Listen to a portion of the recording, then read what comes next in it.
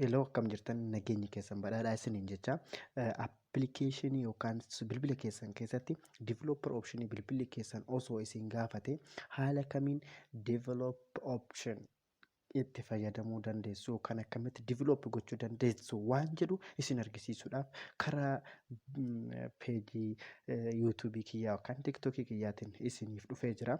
Kanaaf namoonni maatii yuutuubii peejii yuutuubii kiyyaa taatan hubachuu dandeessu, itti fayyadamuu dandeessu.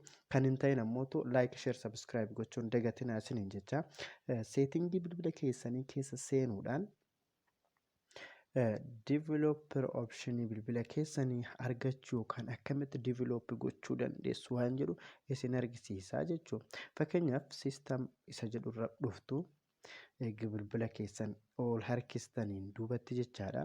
Bilbilli hundi system isa jedhu hin qabu jechuun bilbilaa bilbilatti garagara. Fakkeenyaaf Samsung irratti about phone jedha. Garuu kun adeemsa keessatti about phone bira geenna waan ta'eef system isa jedhu irratti ni cuqaastu. Then after advanced isa jedhu kana keessatti ni tuytu. Eegasii duubatti about phone irratti ni cuqaastu. Sanirra ol harkistu bilbila keessan. Eega harkistaniin duubatti build number ka jedhu kanarratti hanga inni passwordii bilbila keessanii isinii fidutti ni cuqaastu. Kiyyama non-ed any already developer jedhaa jira. You are already a developer. Bilbilli kee developer ta'ee jira. Kanaaf wanni si barbaachisu hin jiru naan jechuutti jira.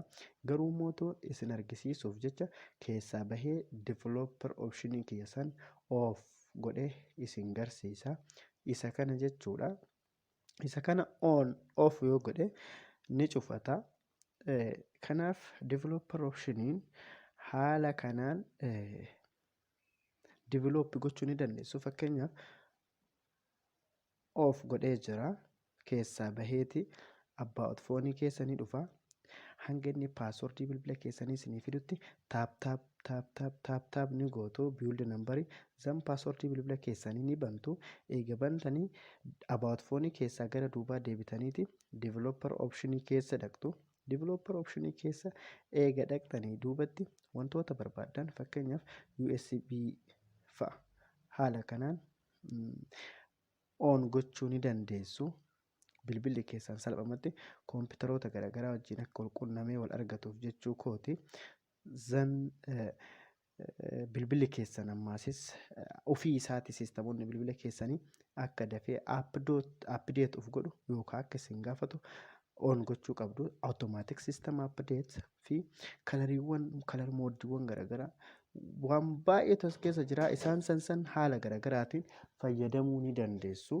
Kanaaf namoonni maatii yuutuubii kanaan ta'in like, subscribe and share gochuudhaan wal haa jajjabeessinu isiniin jedha.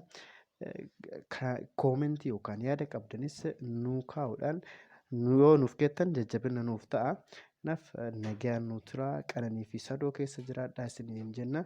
Waan daawwattaniif hedduu galatooma. Hanga waan biraatiin walitti deebinutti turtii gaarii isiniin jenna.